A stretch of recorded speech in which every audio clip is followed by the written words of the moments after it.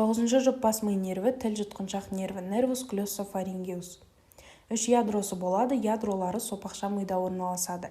Бірінші ядро нуклеус нерви солитарий, сезімтал ядро 7-ші және 10-шы жұп-бас ми нервтеріне ортақ. Нуклеус саливаторис инфериор вегетативті ядросы болса, нуклеус амбигиус қозғалтқыш ядро 10-шы жұп-бас ми нервіне ортақ. Тіл жұтқыншақ нерві жұтқыншақтың бұлшықеттерін қозғалтқыш ядросы арқылы нервтендіреді. Жұтқыншақтың бадамша бездерінің ортаңғы құлақтағы дабыл жарағы, есту сүйекшелерінің ішкі қабатын және тілдің рецепторларын сезімтал ядросы арқылы нервтендіреді. Құлақ маңы безін вегетативті ядросы арқылы нервтендіреді. Бас сүйектің ішкі негізінен форамин югулярий арқылы шығады.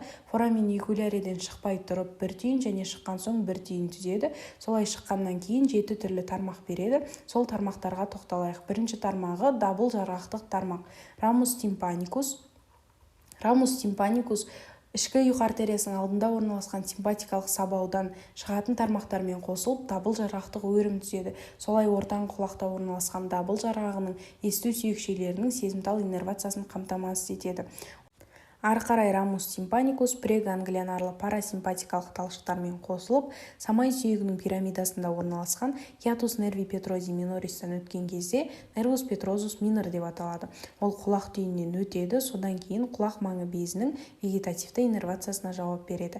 Келесі тілдік тармақ рамус лингуалис тілдің түбіріне келіп, артқы 3/1 бөлігінің сезімтал иннервациясын қамтамасыз етеді. Жұтқыншақтық тармақ рамус фарингеус кезбе нервтен шығатын жұтқыншақтық тармақ және симпатикалық сабаудың тармақтарымен қосылады. Солай жұтқыншақтық өрім түзеді, ал жұтқыншақтық өрім жұтқыншақ бұлшықеттерінің қимылына жауап береді. Келесі біз жұтқыншақтық тармақ рамус стилофарингей осылай аталатын бұлшықеттің қозғалысына жауап береді. Синустық тармақ рамус синус каротис. Ұйқы артериясы ішкі және сыртқы болып екіге бөлінетін, яғни бифуркацияланатын аймақта ұйқы шумақшасы орналасады. Осы ұйқы шумақшасында рецепторлар бар, ал бұл рецепторларды осы синустық тармақ нервтендіреді. Бұл рецепторлардың қызметі қанның химиялық газдық құрамы өзгеретін болса, соны сезу және де осы нерв арқылы, синустық тармақ арқылы сопақша миға хабар беру. Ал сопақша мида тыныстық орталық орналасады. Егер де қанда көмірқышқыл газы артып кететін болса, сопақша миға хабар барады. Солай ол тыныстық орталықты күшейтеді, яғни адамды жиі тыныс алдырады. Солайынан қандағы оттегінің құрамын қалпына келтіреді.